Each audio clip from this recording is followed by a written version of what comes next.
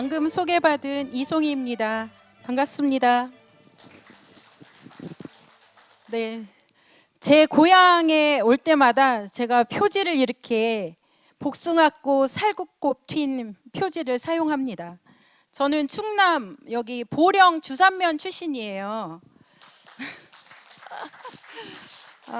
그래서 정말 집에 오는 그런 편안한 마음, 즐거운 마음으로 이 자리에 참석을 했고, 또 불러주셔서 기꺼이 제가 또 강의를 하러 왔습니다. 보시는 바와 같이 오늘 제가 들려드릴 이야기는 윤석봉의 시세계입니다. 아까 국장님께서 한석봉은 잘 아실 텐데 하셨는데, 우리 지역에도 굉장히 유명하신 분이 계시더라고요. 제가 부제를 도학과 시대를 노래하다라고 했습니다. 도학이라고 하는 것은 송나라의 정주학의 또 다른 별칭입니다.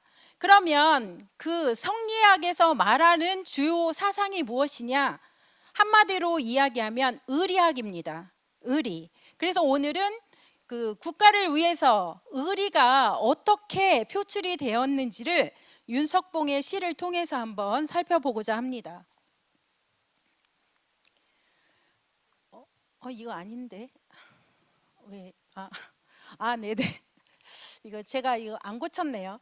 자, 제가 소개해드릴 것은 이런 주제로 하려고 합니다. 보령에서의 삶과 항일 정신. 이분은 항일 운동을 하신 분이에요. 제가 이렇게 보니까 저는 솔직히 보령 여기 주산 출신인데 다른 지역에 비해서 좀 문화적으로 우리 지역이 떨어졌다고 어렸을 때부터 생각을 했어요. 특별하게 훌륭하신 분이 없고 대외적으로 이름이 난 분이 없었고, 저도 학교 다닐 때 그런 분이 계시다고 들어본 적이 없었어요. 보령 하면은 대천해수욕장, 지금은 머드축제, 그것이 전부였고요. 좀 한 분을 든다면 토정 이지암이라고 하는 분이 토정 비결을 쓰셨는데 그분이 보령 분이더라. 이게 전부였었거든요.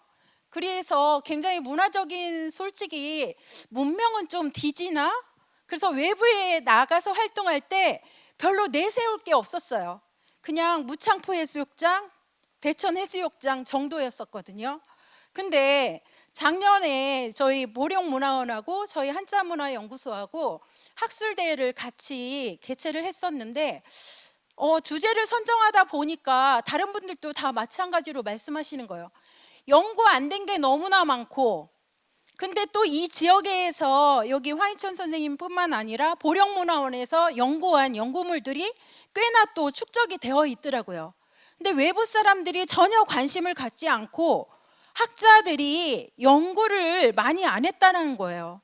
그러고 보니까 연구할 거리들이 굉장히 많은 거예요. 그래서 오늘 저는 이 보령의 한시를 이러한 주제로 해서 한번 다뤄볼까 합니다. 자, 윤석봉 선생님은 도학자, 의병장입니다. 의병장. 부친이 이제 노서재 윤희호라고 해서 파평윤 씨시고요. 원래 고향은 경기도세요. 양주 분인데, 양주 서산면인데 1890년도에 보령시 대천리 그 집성당 근처 화정이라는 마을로 오시게 됩니다. 바로 그 이사 오기 전에 2년 전에 1888년에는 먼저 비인으로 내려오셨어요. 이분이 왜 내려왔냐면은 경기도 양주에 스승이 있었는데 화서학파에 아주 유명하신 중암 김평무, 성재, 유중교, 그리고 유인석, 아주 유인석 하면 우리나라 최고의 문인 출신의 의병장으로 유명합니다. 그분들하고 다 동문이에요. 그래서 그분들하고 병인양요, 신미양요, 우리 많은 사건들이 있었잖아요.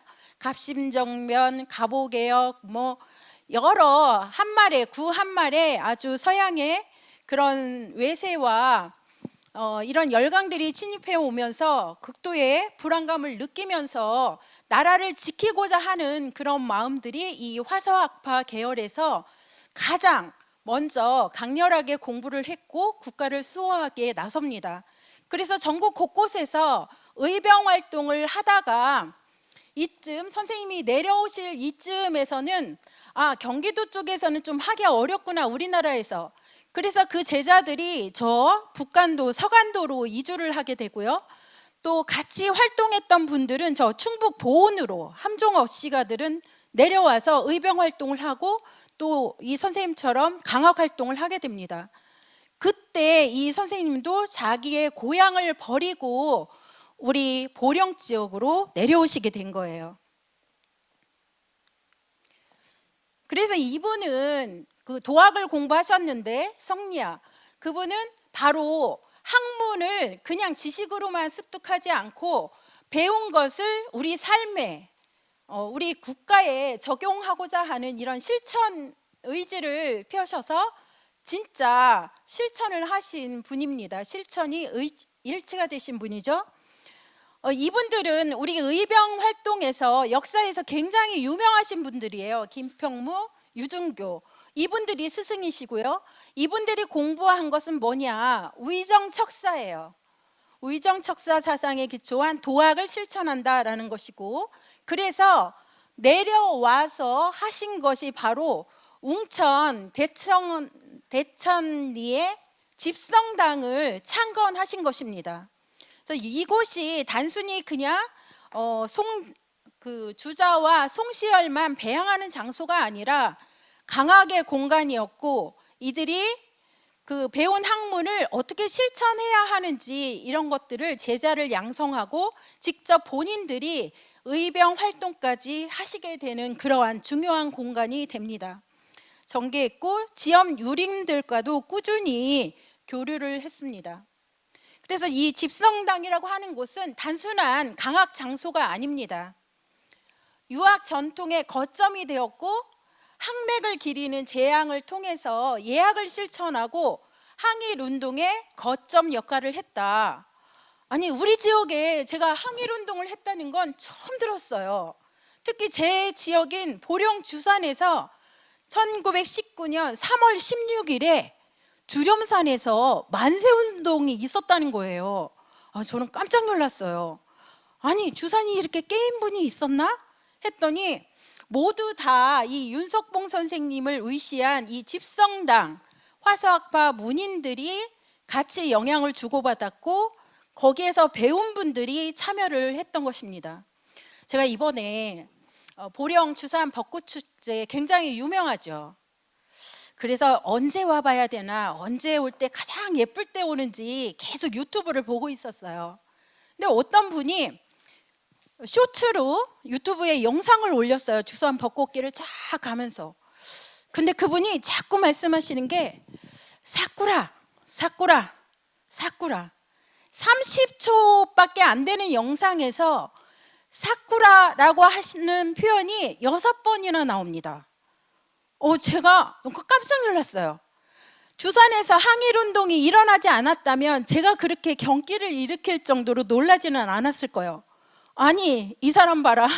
이 지역이 어느 지역인데 여기서 사쿠라를 이야기하냐? 제가 그렇게 반감이 탁 들더라고요. 부산, 물론 벚꽃이 일본의 국가라고도 하지만 우리한테도 자생하고 우리의 꽃이기도 합니다. 원산지가 또 제주도라고도 하고. 근데 항일 독립운동을 한 지역에 와서 사쿠라를 이렇게 외쳐야 되겠나, 이런 생각이 들어서 제가 댓글을 달았어요. 일본 분이신가 봐요. 그러면서 했더니 그분이 또 댓글을 달으셨더라고요. 좀 그분도 움찔하셨던 것 같아요. 제가 요즘 일본어 공부를 좀 하고 있어서요. 제가 그렇게 한 다음부터 그분이 일본어를 살짝 섞어가지고 한 2편 정도 올리시더라고요. 일본어 공부에 심취해서 그렇다. 그러냐? 그래서 제가 대댓글을 달았어요. 자, 여기는 다른 지역이면 몰라도 주산은 우리가 3.1 운동을 했던 의미 있는 역사적인 곳이다. 그래서 제가 사쿠라라는 말에 그래도 여기서는 쓰지 않아야 되지 않을까, 이런 생각을 하게 됐다. 그래서 이러한 주산의 내력을 아신다면 이건 좀 굉장히 지역민으로서 유감으로 생각을 한다. 라고 제가 또 댓글을 달았습니다. 아마 제가 이걸 몰랐다면 그렇게 과민하게 반응하지 않았을 거예요. 일반 지역이었다면. 근데 3.1 독립운동 만세운동으로 해서 경성 감옥에 우리 홍주, 주산, 웅천 이쪽 보령에 계신 82분이 감옥살이를 하셨거든요. 근데 어디 와서 사쿠라 굉장히 거슬렸어요. 이것도 제가 알았기 때문이에요. 모르면은 안 하거든요.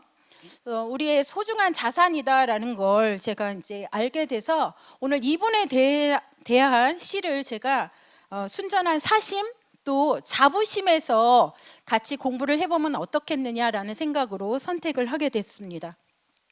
아시죠? 집성당. 네, 화서학파의 활동에 대해서는 이분이 1905년에 홍주의병에 이제 1906년에 합류를 하고 그로 인해서 투옥을 하고요.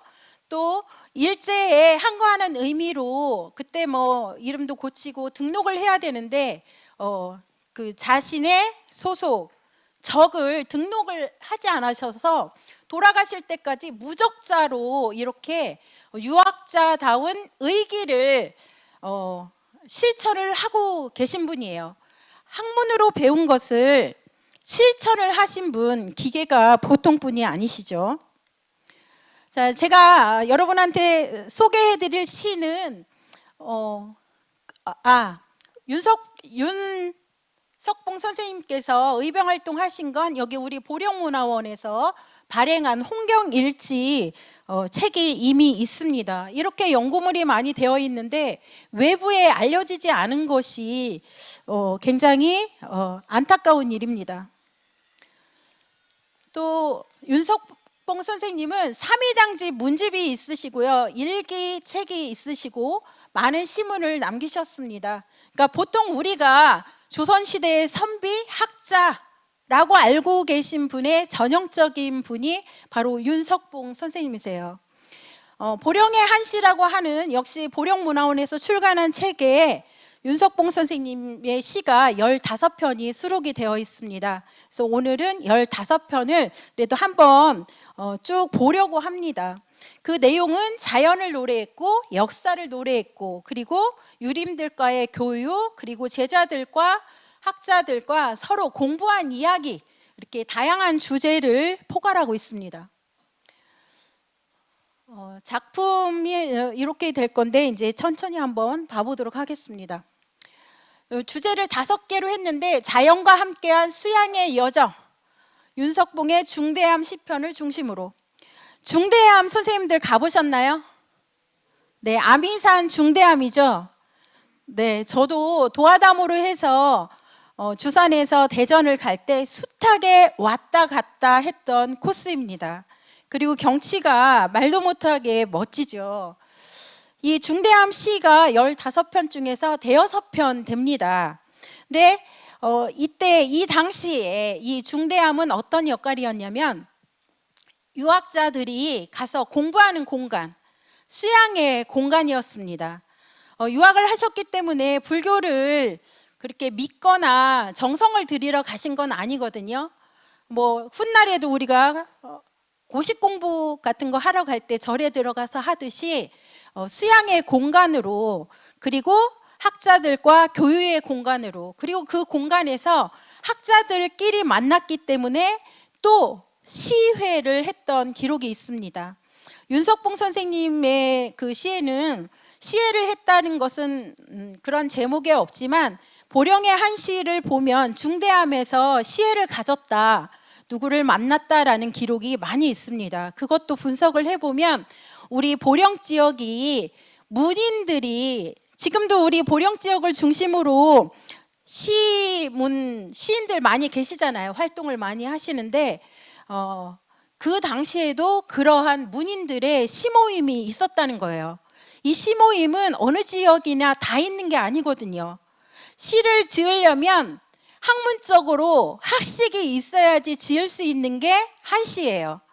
그렇기 때문에 한시를 짓는 사람들이 많았다. 그분들이 정기적으로 모여서 한시를 읊었다. 그러면 우리 지역은 굉장히 학문 수준과 지적 수준, 문화 수준이 높았던 지역이라고 볼 수가 있습니다. 우리는 그런 것들을 찾아서 외부에 좀 알려서 지금이라도 우리 이 보령이 어떤 지역인가, 문화의 도시임을 좀 만방에 퍼뜨릴 필요가 있지 않을까 싶어요. 보령 머드 축제도 중요하지만 이제 K 한류가 여러 분야에서도 하는데 이제 물질을 떠나서 한국에 대해서 관심이 많으면 분명히 정신에 대해서도 관심을 갖게 되어 있거든요. 지금 서서히 그런 움직임이 일어나고 있기 때문에 여기에 우리도 발맞춰 가야 되지 않을까. 왜냐하면 우리 보령 지역에 이러한 소스가 없다면, 문인이 없고 시가 없고 문화유산이 없다면 할 수가 없잖아요. 그렇지만 우리는 많이 있는 것을 좀 활용할 필요가 있다라는 생각이 듭니다. 제가 이 주산 여기 보령 출신으로서 가장 황당했던 일은 뭐냐면, 보령제약이라고 하는 기업이 보령 지역이 아닌 타 지역에 가서 공장을 열었다.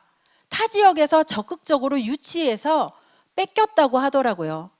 그래서 아니 왜? 이름도 보령인데? 그랬더니 공무원들이 내가 알기로는 보령시에서 적극적으로 안 했대.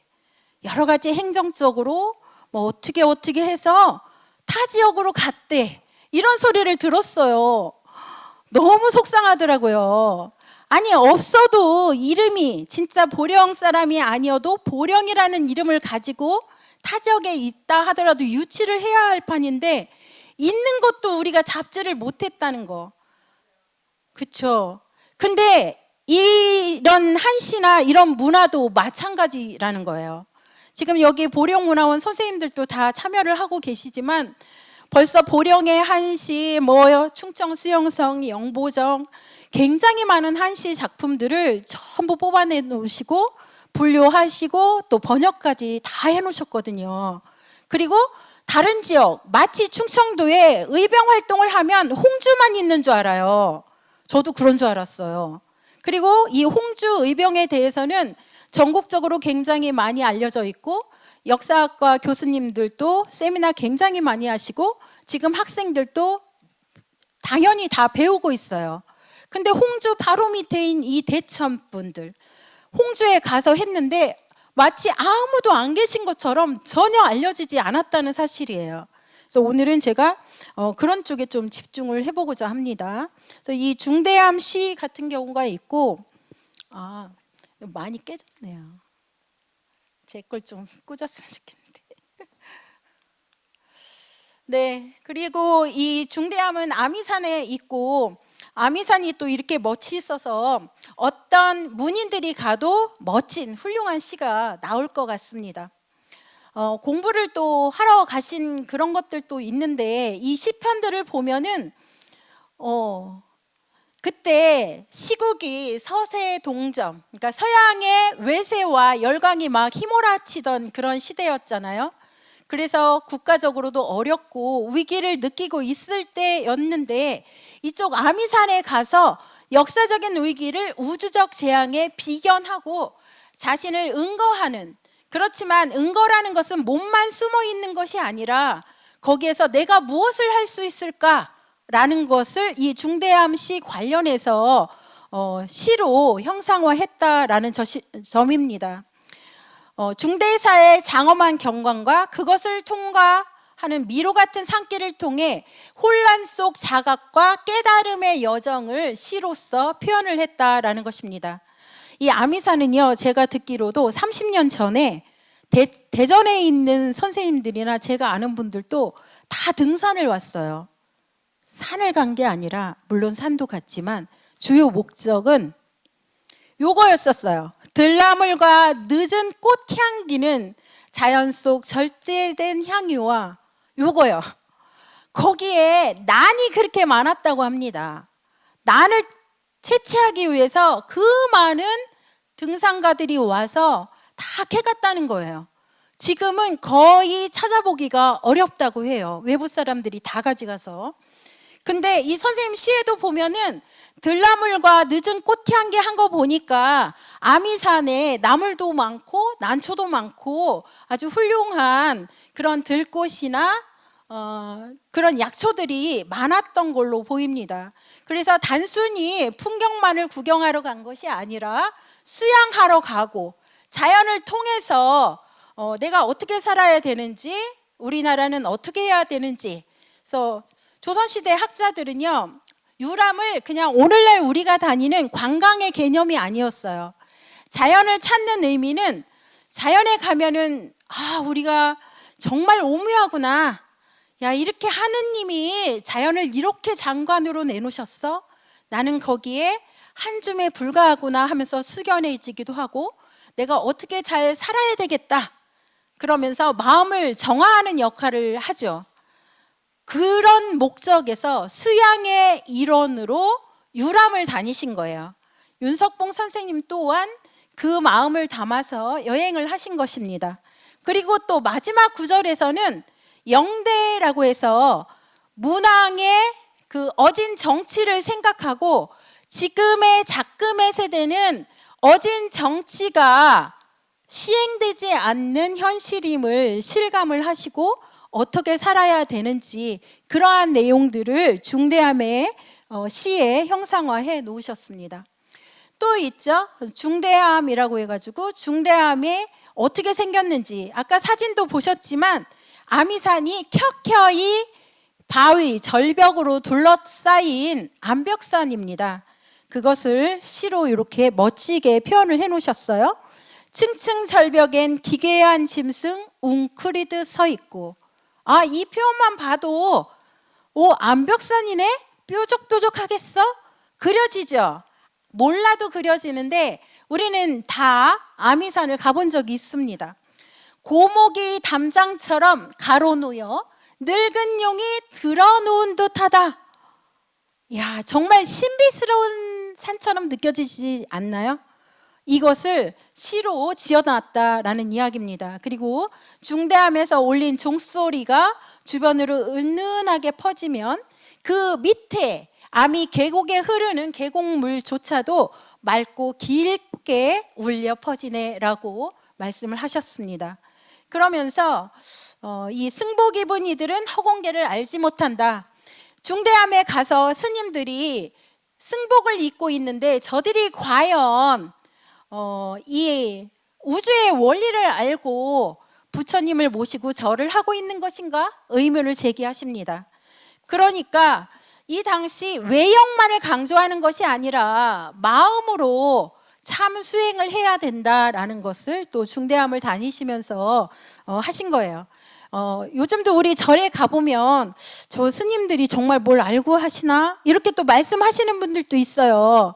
그냥 기복으로만 흘려서 1000배 하고 108배 하고 이렇게 과일 같은 거, 제수 같은 거 올려놓고 하는데 정말 참 부처의 의미를 알고 하는 자가 몇이나 될까? 많은 분들이 말씀하시거든요.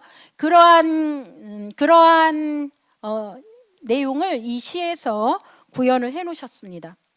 그 다음 또 중대함 시가 또 있습니다. 중대함은 자신의 제자들과 같이 여러 번 가신 걸로 보입니다.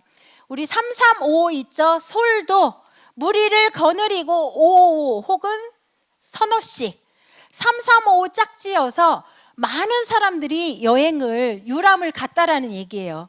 절에 공양을 하러 가기도 했지만 여기 솔도라고 했기 때문에 자신의 강학 활동하는 집성당 그 서숙의 학생들을 데리고 자주 가서 머물고 공부를 하는 그러한 학문의 공간이었음을 알 수 있습니다. 그래서 산림과 바위사리를 뚫고 지나가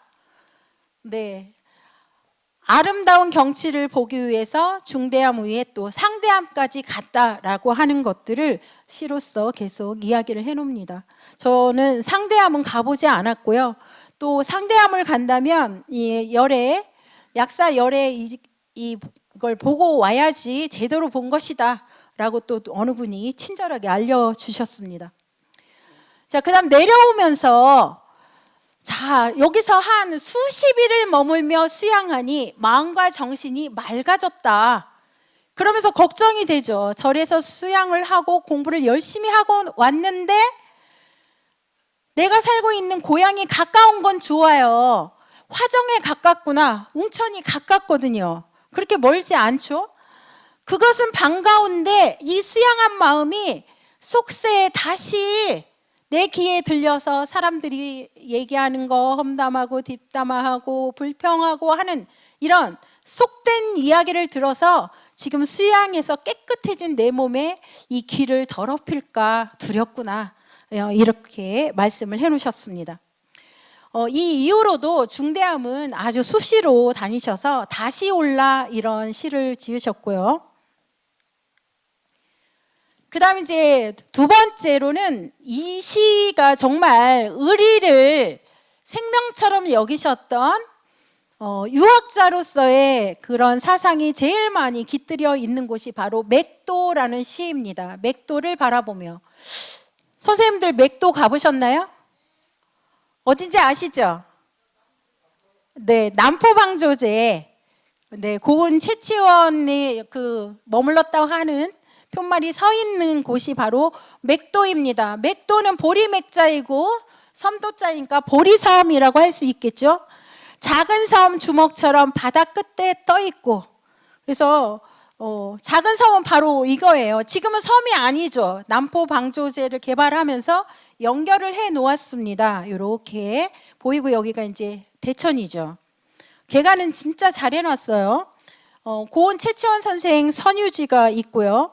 얼마나 좋으면 채치원 선생님까지 신선이 됐다고 하시는 통일신라 후대의 최고의, 우리나라 최고의 한문학자가 고은 채치원 선생님이시거든요. 그분은 죽어서 신선이 되었다라고 합니다. 그렇게 전설로 남으신 분도 얼마나 이 맥도가 아름답고 우리 보령이 멋있으면 다녀가셨을까.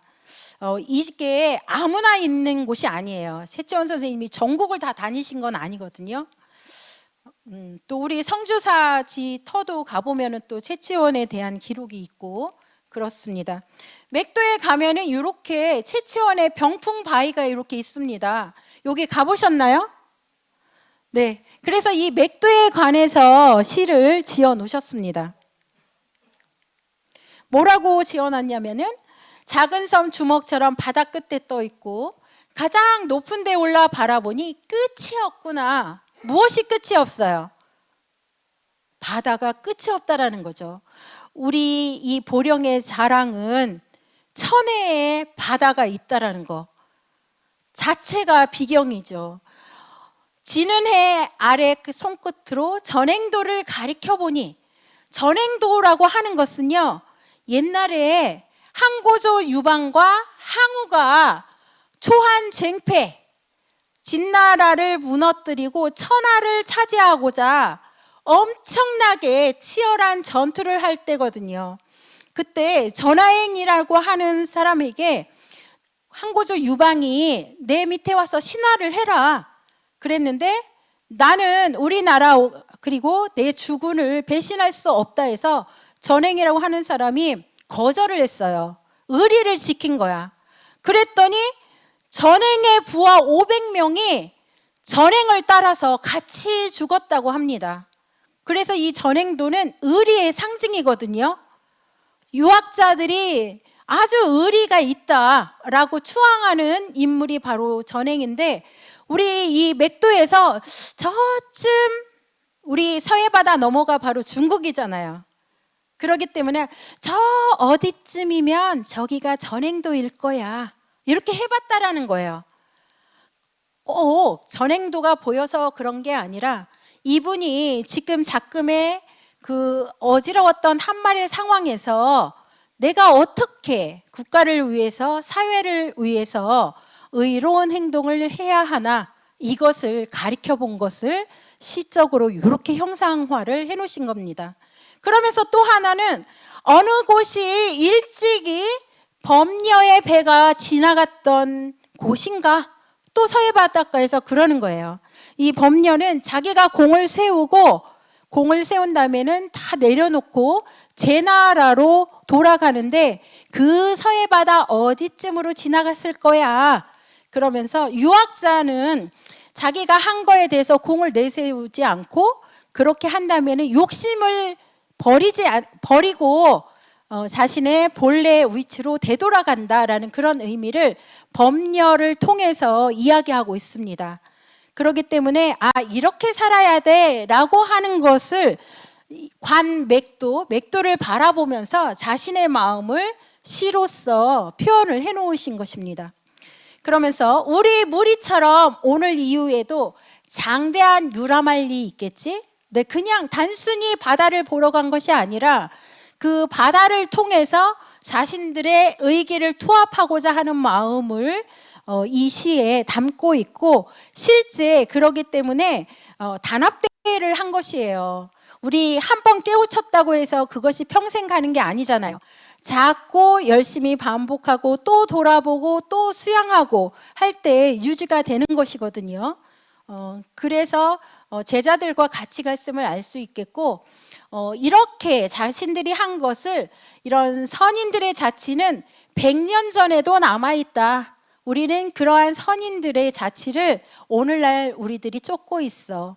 그 중심에는 유학자로서의 의리사상이 배어 있는 것입니다.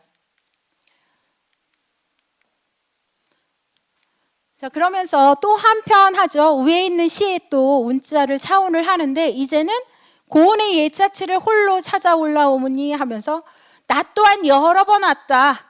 팔차 병풍바위는 둘러 우뚝 서 있고, 우리 여기 우뚝 서 있는 거 보셨죠? 이것을 이야기하는 거예요. 그러면서 시에서 이 돌이 마모된 것을 보니까 꼭 스님의 민둥머리 같구나 라고 시에 말씀을 해 놓으십니다.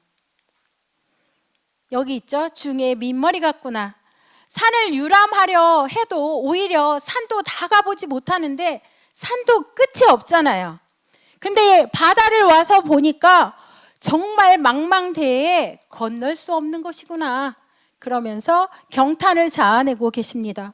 근데 여기서 끝나는 것이 아니라 진짜 하고 싶은 얘기는 시에서 이 끄트머리에 있는 거예요. 이런 데는 기승전결해서 마지막 이 얘기를 하고 싶어서 이렇게 빌드업을 하는 것이거든요. 차근차근 준비를 한 것인데, 정작 하고 싶은 얘기는 이런 거예요. 지금의 세태를 보니 서양배는 나는 듯 어느 곳에 이르는가. 그렇죠?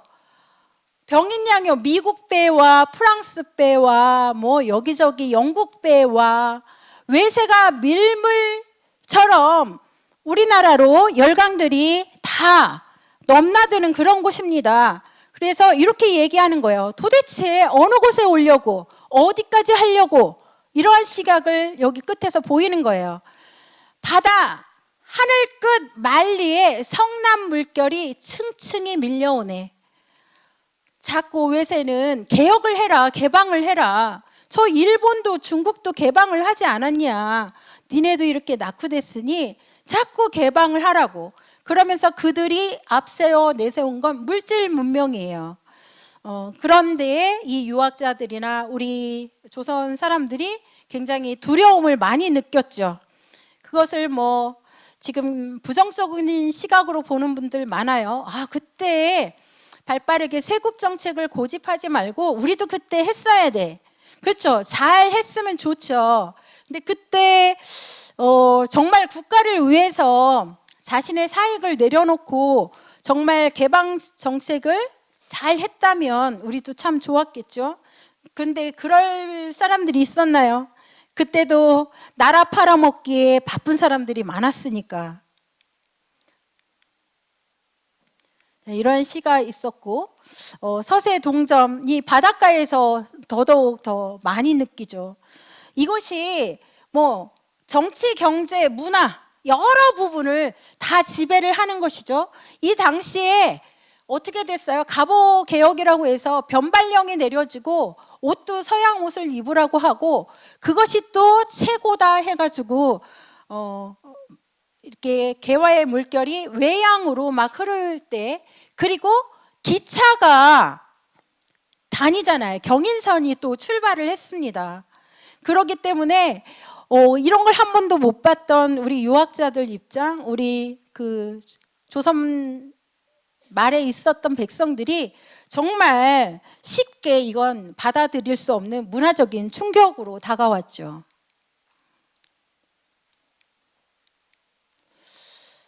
자, 그다음 세 번째는요, 자정수지의 길. 자정수지라고 하는 것은 이 의병장들, 화서학파의 유인석이라고 하는 의병장은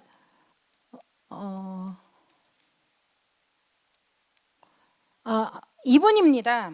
제천 분이신데 우리 조선의 의병장이자 유학자 최초의 여성 의병장인 윤희순의 시아버지가 바로 유인석이에요. 전부 다 독립운동을 하셨던 의병 가족인데 이분이 뭐라고 하셨냐면,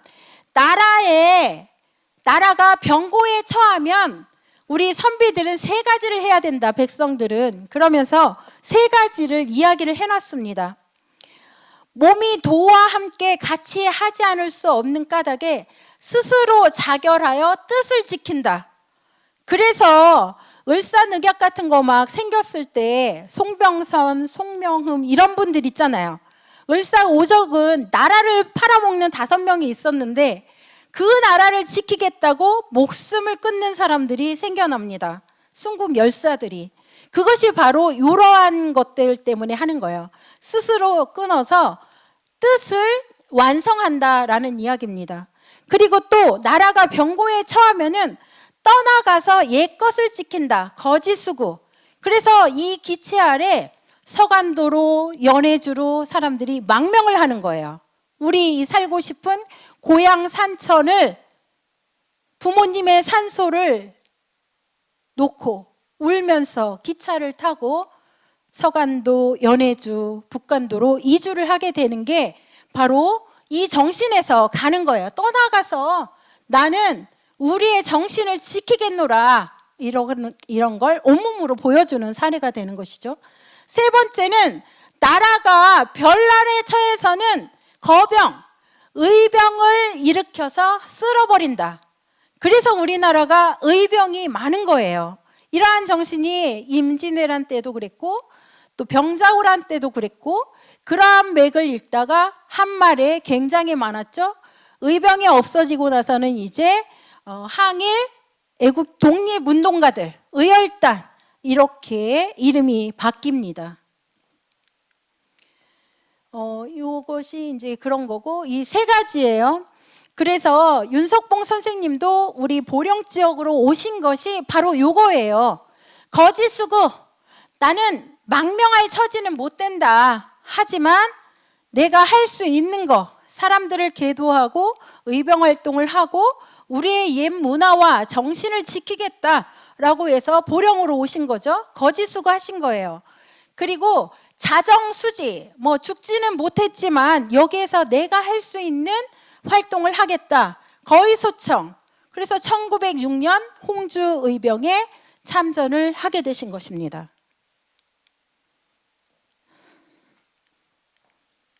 이러한 정신이 바로 이 집성당에서 이루어졌다라는 이야기입니다. 새벽빛이 새고 밝은 정문이 열리니, 지금 가을 재앙, 2월달과 8월달 재앙을 올리잖아요. 아마 8월에 재앙을 올리고 지은 시인 것 같습니다. 재앙의 예절이 정제되니 더 말해 무엇하랴. 자, 고개를 돌리면 신령한 중원에 옛날부터 여러 성현들 계시지만 우리 지역도 보니 이 초려, 집성당 이 초가집 속에도 양현이 우뚝하구나.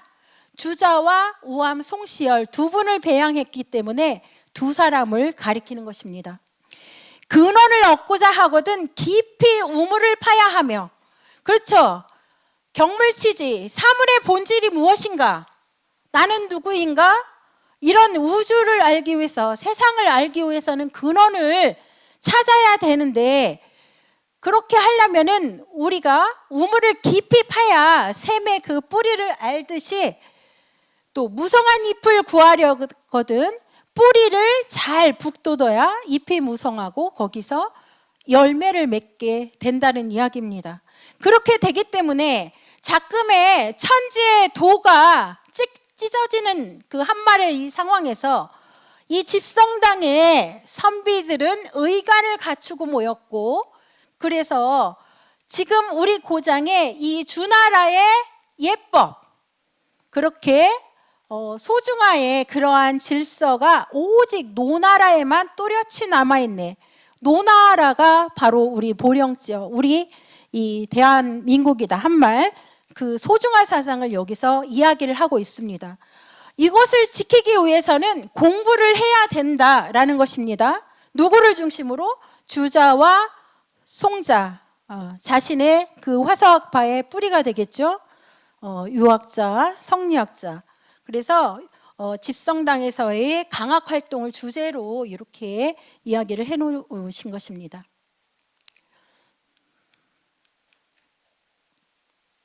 또 하나는 여기 지금 대천 서사회라고 되어 있죠. 이 대천은 여기 명천동 이쪽의 대천을 말하는 거 아니에요. 웅천 대천을 말하는 것입니다.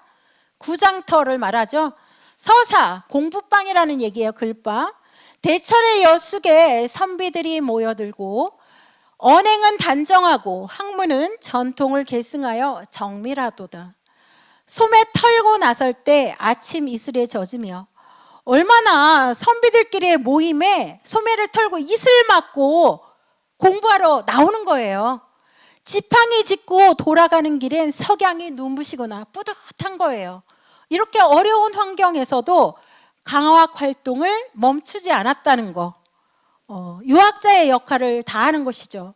오이의 시원한 맛처럼 과거 급제에 목말라 하고, 이렇게 우리 지방에서 공부를 하고자 하는 사람들의 열망에 부응했다라는 얘기예요. 많은 사람들이 원했고, 청광 같은 기질 속 술잔에 깨어나는 이는 윤리의 이름이 있구나.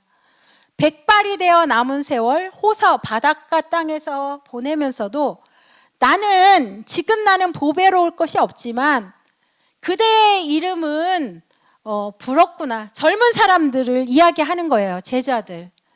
그러면서 이 스승의 역할을 자처해서 유학을 강학 활동을 통해서 실천을 하는 거죠. 배운 것을 삶으로 잇는 이러한 행동을 하신 모습입니다. 그래서요, 저희 큰아버지는 국민학교를 안 다니셨어요. 일제시대에. 그리고 한학 공부를 제가 하신 걸 아는데, 이 시를 하고 보니까, 우리 큰아버지도 혹시 여기 집성당에서 공부를 하셨나? 이런 생각이 드는 거예요. 근데 돌아가셔서 이걸 여쭤볼 수가 없는 거예요. 그래서 제가 한 2주 전에 내려와서 이제 물어봤어요. 저희 큰언니가, 큰아버지가 공부를 하셨는데 혹시 웅천에서 하셨나? 그랬더니 나 아주 초등학교 다닐 때인데 내가 들었어. 평리에서 공부하셨대. 평리가 웅천에 있는 거잖아요. 그렇죠? 그래서 우리 주산에서 보면 화산내로 해서 그 천이 웅천으로 오잖아요. 화정천으로. 거기를 따라가지고 우리 사촌 오빠도 아버지 손잡고 국민학교 때 아버지가 다니던 평리의 글방으로 같이 공부를 했다 하더라고요. 그러니까 근데 이분들이 지금 집성당만 이야기를 해놨지만 평리에도 선생님이 계시더라고요. 보령의 한시를 보니까 거기에도 글방이 있었다는 거예요. 그러니 우리 이 지역이 정말 이 학구열도 있었고, 그렇게 한말에도 우리 것을 지키려고 하고 공부를 열심히 한 문화도시구나, 이런 생각을 들었습니다. 그래서 굉장히 자부심을 느꼈고, 이것을 좀 누군가는 정리를 해야 되지 않을까? 지금이라도 찾아야 되지 않나? 여기 계신 선생님들이 해주시면 참 좋을 것 같아요. 지금도 많이 해놓으셨어요. 근데 이것을 우리만 알고 있지 말고 정말 이것을 좀 사이즈를 좀 키워보자. 그래서 좀 단단하게 더 굳힐 필요가 있지 않을까, 이렇게 소망해 봅니다. 자, 이 화정야화라고 하는 시는요, 화정은 그 집성당에 있는 마을이에요. 윤석봉 선생님이 사셨던 마을 이름이 화정인데, 밤에 대화죠. 그러니까 이제 공부하시는 분들이 아마 이제 모여서 도란도란 이 얘기 저 얘기, 나라를 또 걱정을 하시고 여러 가지 의정척사에 대해서도 또 제자도 가르치고 항일운동을 어떻게 해서 우리나라를 수호를 할까, 이런 공부들을 하셨으니까 그런 거예요.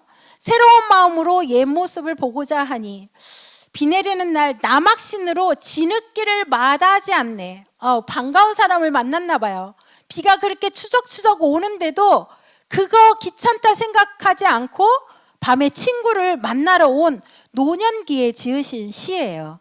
이분이 1906년에 경성 감옥에서 굉장히 모진 고문을 받으시고요. 그리고 그로 인해서 몸이 허약해지셔서 1910년 경술국치를 당하기 얼마 전에 돌아가셨더라고요.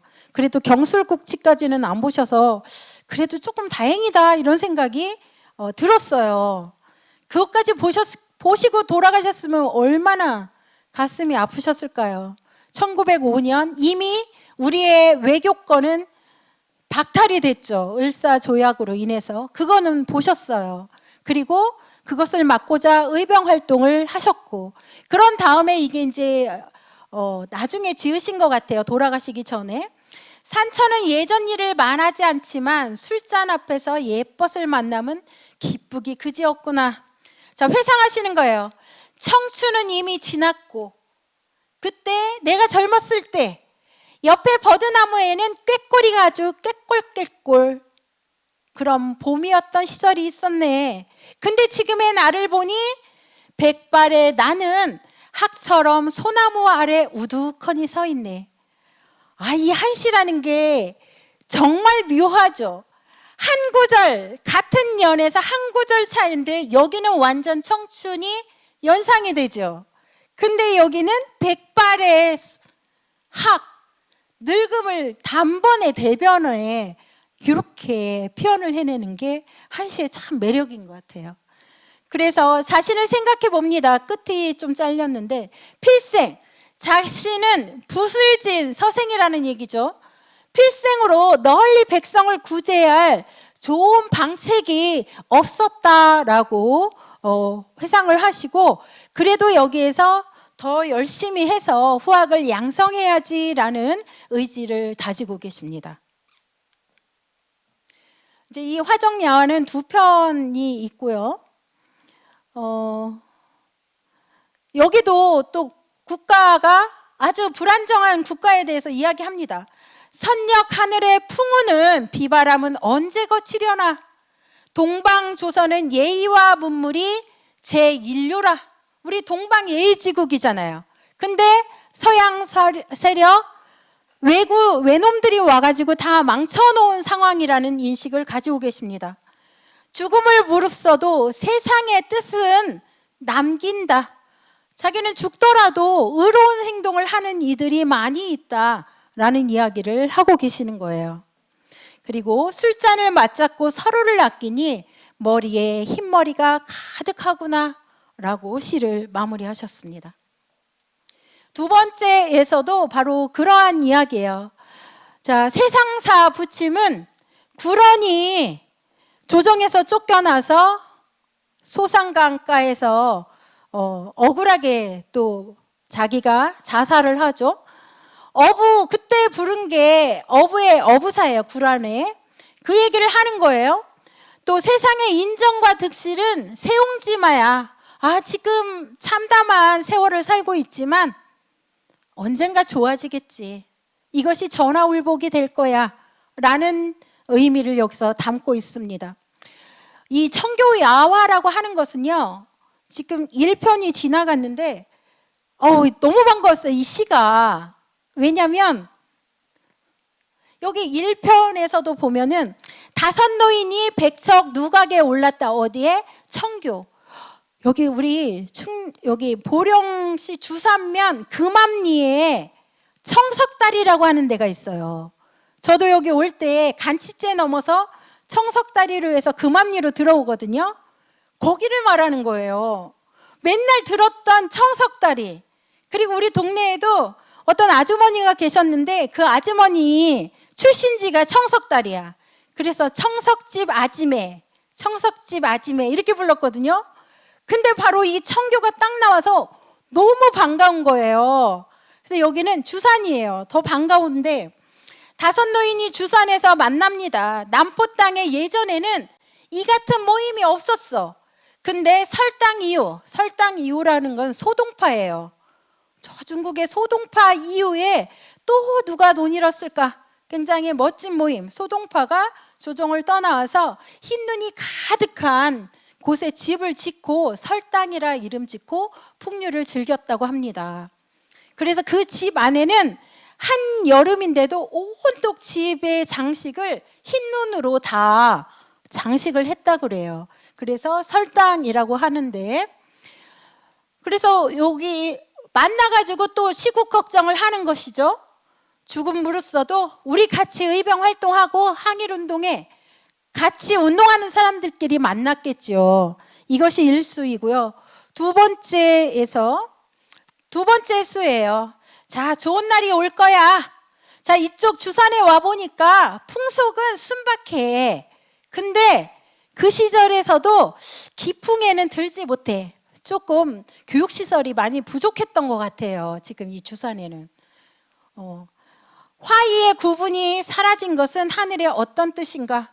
네, 중국도 우리나라도 이제 주나라의 예의 문명을 찾아볼 길이 없는 아주 엄청난 시련의 시대, 열강에 먹히는 시대가 왔어요. 옛날에 없던 배와 수레가 만리를 자유롭게 다니네. 기차가 막 다니고 있으니까 변화는 받아들여야 되겠지. 그렇다고 마냥 그것을 거부만은 할 수가 없잖아요. 하지만 이러한 시대 속에서 내 역할은 무엇을 해야 될까? 유학자로서 깊은 고민들을 다섯 학자가 모여서 청석다리에서 1박 2일을 하셨습니다.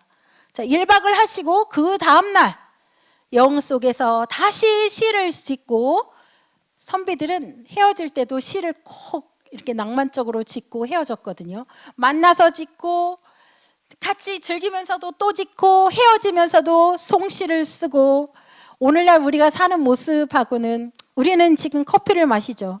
만나서 커피 마시고 밥 먹고 또 헤어질 때 커피 또 마시고, 그것처럼 시를 지어요.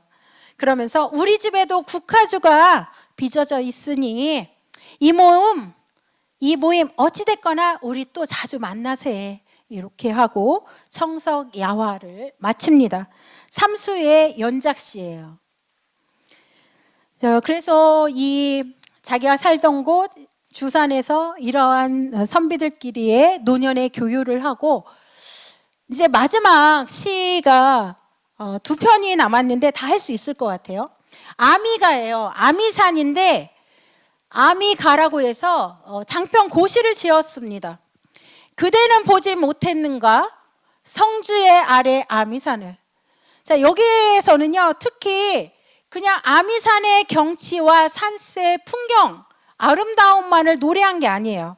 우리 선비들은요, 모든 게 다 공부거리예요. 그냥 자연이 멋지면, 야, 이 하늘의 조화홍의 이치, 여기서 인간은 또 무엇인가? 어떻게 살아야 되나? 맑게 하늘이 부여한 품성대로 내가 이 자연처럼 잘 살아야지. 그래서 또 그러한 마음을 수양의 공간으로 삼고 또 시를 짓고 그 속에서 자신의 삶을 돌아보는, 모든 게 다 강학의 공간, 교육의 연장선에 있습니다.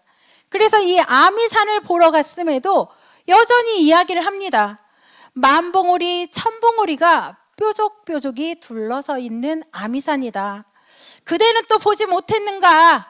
산 위엔 밝은 반달이 걸려 나오고, 아니 그냥 달만 따도 뭐하는데 반달 하면은 얼마나 우리 정감 있어요. 그 반달이 아미산을 끼고 떠오를 때 그렇게 절경이라고 합니다. 야, 정말 신선히 살 것 같아. 어김없이 나오죠. 소동파의 기상이며, 저 달 하면은 이태백을 빼놓을 수가 없죠. 여지없이 나와요. 이태백의 얼굴 같도다. 그리고 얼마나 기가 막힌 풍경인지 한가한 구름은 길게 드리워서 마치 구름이 아미산을 끼고 길게 휘감고 있는 것이 교룡이 잠겨 있는 것 같다. 하늘로 승천하지 못한 이무기가 바로 교룡이죠. 용이 될 확률이 있는 거예요. 여의주만 물으면 그렇게 이야기를 해놓습니다. 그리고 얼마나 풍경이 멋진지 그 아미산을 끼고 있는 도화담 있죠? 밤안개가 걷히면 호랑이와 표범의 무늬가 또다. 연상이 되시나요? 얼마나 남기와 물안개가 멋있게 있으면 그렇게 아름다운 모습을 호랑이와 표범에 비유를 했다라는 거예요. 지금 저도 어렸을 때 막 우리 땡깡 부리고 그러면 엄마랑 할머니가 저 호랑이 온다, 호랑이 와 이렇게 하셨고, 또 그래도 안 들으면은 순사 온다. 저도 그 순사 세대예요. 저한테도 일본 순사가 너무 무서웠었잖아요. 그랬는데 실제 우리 지역에 이 아미산이나 우리 그 동달산 뒤쪽에도 호랑이가 있었다고 해요. 호랑이뿐만 아니라 표범도 실제 한국에 많이 있었다고 합니다. 그래서 우리 한국 사람들이 얼마나 척박한 환경에서 살았냐면은 호랑이에 물려 죽지 않는 거, 그것이 정말 목표가 될 정도로 그렇게 개체수가 많았다고 해요. 근데 일제시대에 거의 소멸했죠. 자, 아미산 계속 이야기하죠. 많은 사람들이 찾아옵니다. 끊긴 절벽, 푸른 벼랑을 두 손으로 붙잡고 가는구나. 얼마나 멋지면 마치 중국 주자가 있는 무이산의 구름을 우러러보고 화양동 하늘가를 손가락으로 가리키는구나. 여기는 바로 자신의 학문의 뿌리를 나타내는 거예요. 무이산은 중국의 주자가 살았던 그쪽 소산강 주위 멋진 풍경을 9개로 나눠서 무이 구곡가를 주자가 읊어놓았어요. 그것을 본따서 우암 송시열이 화양계곡에 화양 구곡을 조성을 해놓고 각각 시를 지었습니다. 그렇기 때문에 자신들 화서학파의 정신적인 성지, 지주가 바로 이 두 사람이에요. 주자와 우암 송시열.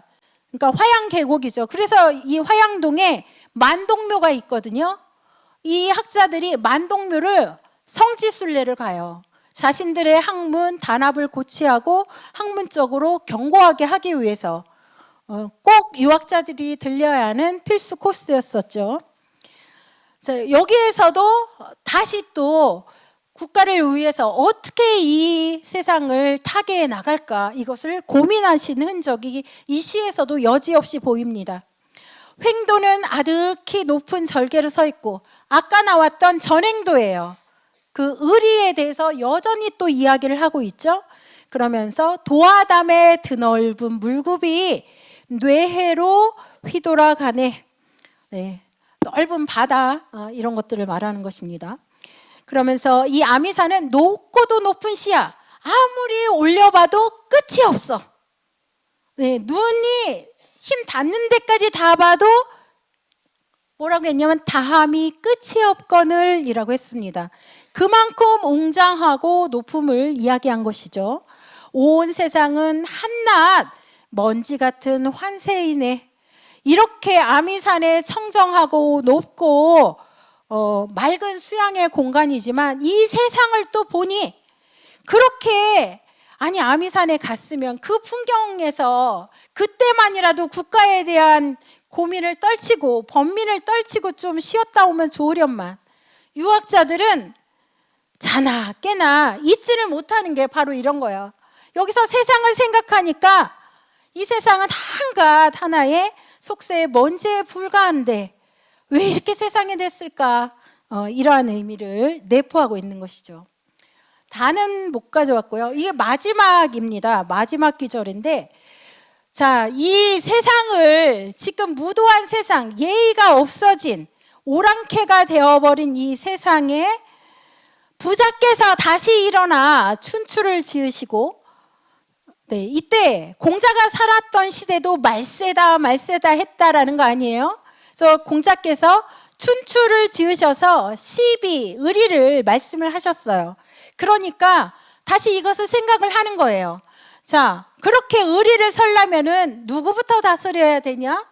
당파, 우리 편이에요. 당파를 먼저 다스리려고 공자께서도 몇 번이나 글을 고치셨어. 춘추를 지으실 때. 지금에 보니까 문왕의 어진 정치는 눈 씻고 볼래야 볼 수도 없는 세상이에요. 나는 이 속에 이러한 상황에 있는 나는 그럼 무엇을 해야 될까? 의지할 곳 없는 이들과 함께 슬픔을 나누네. 자, 나는 전년 꼬꾸라져서 있는 아주 어려운 사람, 외로운 사람이죠. 여기 과부 과자에 호레비 환자입니다. 호레비 환. 가난하고 의지할 곳 없는 사람이죠. 이 사람들을 보듬으면서 슬픔을 나누면서 살아야 되겠구나. 자, 유자라고 하는 사람들은요, 선비, 진정한 학자는 자기만 잘 먹고 잘 사는 게 아니에요. 국가에 대해서, 백성들에 대해서 끊임없이 걱정하고 사랑을 베풀고 어떻게 하면 이 사람들을 구제할 수 있을까를 걱정하는 게 진정한 유학자의 실천적인 모습이거든요.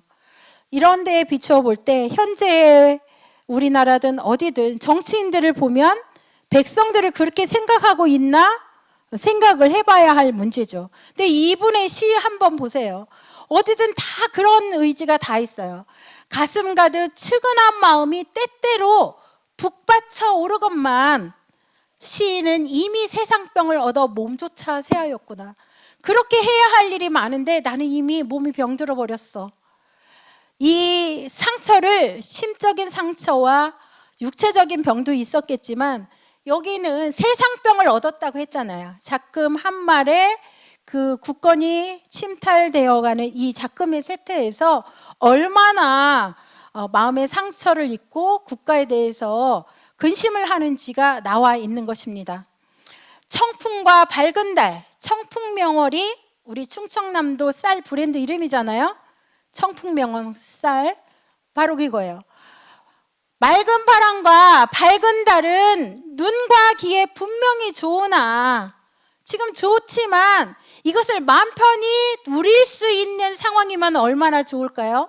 하지만 주위를 국가적인 정세와 내가 처한 시대를 보니 그렇지 못해. 근데 손 놓고 있을 수 없죠. 의병활동을 해야죠. 항일운동을 해야죠. 그래서 이야기합니다. 끝에 나와 함께 손잡고 돌아갈 자 누가 있을까? 끝까지 이렇게 걱정을 하는 유학자의 모습을 보여주고 계십니다. 이제 3분이고 이게 마지막 시예요. 양각산이라고 하는 시도 있는데 이거 주산에서 보면 특히 우리 집에서 보면 이 모습은 아니고 다른 모습이 보이는데 이처럼 보여요. 항상 여기 청와대가 있을 것 같은 그러한 웅장함이죠. 모양도 비슷해요. 양각산 지금 보령댐에서 본 모습인데 양각산이라고 하는 시에서도 자꾸 넘어가서 여기서도 이렇게 이러한 시대에 좋은 지령에서는 좋은 그 땅이 신령한 곳에서는 훌륭한 인재를 낳는다 하니 장차 양각산의 좋은 기운처럼 우리 지역에 퍼지리라 이렇게 기대를 가져보고요. 하늘을 떠받치는 연기는 누구를 위해서 모이려나 이제나 저제나 이 나라를 구해줄 사람이 나타나기를 간절히 고대하는 마음을 담고 있습니다. 양각산이라고 하는 시에서는. 네, 마지막 시입니다. 세 번째 파트인데요. 의병 활동을 하면서 경성 감옥에 투옥이 되셨죠. 근데 감옥에서도 대의를 이야기를 합니다. 윤석봉의 절이시예요. 그 간수겠죠. 외병이 이제 간수가 지키고 있는데 시를 청합니다. 영산이라고 하시는 분이 하는 외병이. 그래서 시를 지어줘요. 나라에 장차 일이 있음으로 해서 하늘이 사람을 내려보냈는데 한 조각의 외로운 성을 가지고 더러운 티끌을 씻어버리고자 하였지.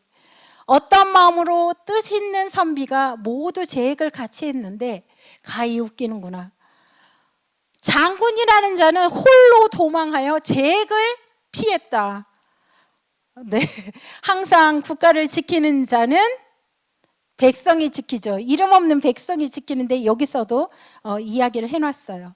죽기 전에 마땅히 옛 것을 지키고 거지 수지했었죠. 거지 수구. 살은 뒤에는 다시 새롭게 도모하리. 지금 감옥에 이렇게 갇혀 있지만 내가 나가면 다시 나라를 위해서 나 의병 활동할 거야. 이런 의지예요. 대의를 펴지 못하였으니 어디를 쫓아 호소하겠는가. 낮이고 밤이고 성스러운 주상이 참되시기를 우러러 바라보래. 예, 감옥에 갇혀 있는 몸인데도 원망을 하지 않고 충성을 다하는 의리를 표현하고 계십니다.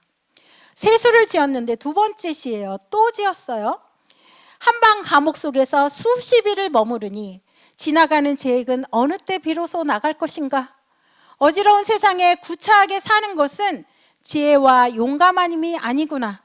자, 구차하게 사는 것은 지혜롭고 용감한 행위가 아니다 라고 이야기를 합니다. 장부는 차라리 죽을지언정 춘추 대의를 잡아야 한다네. 의리를 지켜야 된다는 거예요. 국가를 위해서 충성하고 하나의 외로운 선비가 홀로 초소로 흐느끼는구나. 초소는 구런이 지금 추방을 당해서 있는 소상강 물가예요. 죄인이 돼서 참소를 당했죠.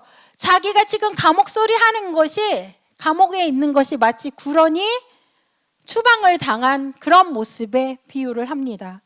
험한 길을 밟아오면서도 평지같이 보이니 안심하는 위에 다시 무엇을 구하리. 이렇게 담담하게 훗날을 감옥에서 죽을 수도 있는데 정말 의지가 꺾이지 않는 대단함을 보이시죠. 마지막입니다. 세 번째 시. 머리에는 승관이 없고 몸에는 두루마기가 없으니 두루 수인을 상고하건대 옛날에도 드물었지. 황폐는 옥중에서 글을 스스로 읽었고 감옥에 갇혀서도 꾸준히 공부를 해서 나중에 다시 성공을 하신 분이 황폐라는 분이에요. 중국분. 여기 또 이 감옥에서조차도 소동파를 이야기합니다. 소동파가 다시 조정에 가서 성공을 하는, 다시 기상을 되찾는 그런 것을 이야기를 해요. 자, 감옥의 상황이 이랬대요. 작은 표주박이 간신히 들어와 빈 구멍을 통하니 온전한 몸은 겨우 용납되어 한자의 삽작을 잠기었구나. 꼼짝달싹 못하는 감옥의 상황이에요. 하늘이 남은 해를 빌려줘. 나에게 몇 해를 해를 허락을 한다면, 내가 몇 년 더 산다면, 살아서 세상에 나간다면 석양 낚시터에서 낚시를 당길 것일세. 왜? 여기서 나가면 낚시 한번 해보고 싶어. 야, 정말 그 상황에서 자포자기 할 수도 있잖아요. 끝까지 의지를 꺾지 않으시는 이러한 단단한 마음이죠. 그러면서 마지막에 이렇게 말씀을 하세요. 영산 외병이죠. 외병이 그 시를 보고 나서 감복을 한 거예요. 공등은 충신 의사시니 가히 공경하여 제가 일본 병사지만 승복하겠습니다. 아니, 외병도. 근데 섬 오랑캐에 인도가 없는 자로도 오히려 학문이 기중하다는 것을 알거늘 어찌해서 우리나라의 환장역두한 자들은 의병을 칭하기를 비도라하고 마구 막 휘젓고 다니는 도적대라고 생각을 하는 거예요. 우리나라 사람은. 소위 장수의 직책을 맡은 자라고 하는 자는 병대, 병사들을 막 부대로 인솔하고 와서 토별을 해요. 의병을. 그러면서 이렇게 시각차가 큰 거예요. 자, 나라에 큰 의병이 해로움이 된다고 하여 의병을 공격하느라 겨를이 없는데, 왜냐하면 또 기득권들이 그때에도 자기의 사사로운 이익을 하는 친일파들이 있었겠죠. 의병을 탄압하는 거예요. 그 얘기를 하는 거예요. 오직 도성 아래 시정 사람들과 일반 사람들이에요. 여대 주졸, 그냥 가막꾼들, 그다음 막 자전거나 이렇게 막 달려다니면서 배달하는 사람, 시장에서 물건 대고 일반 우리 사람들이에요. 천한 사람들은 마음으로 의병을 사모하고 지극히 가엾게 여기니 식견이 이렇게 기득권자들과 또 이런 일반 백성들은 서로 보는 시각이 다르니 이게 어찌된 일이냐라고 한탄을 하시면서 이 시의 끝에 감상을 마무리하고 계십니다. 네, 여기까지가 뭐였지? 네, 제가 준비한 시 마지막이에요. 어떠셨어요, 선생님들?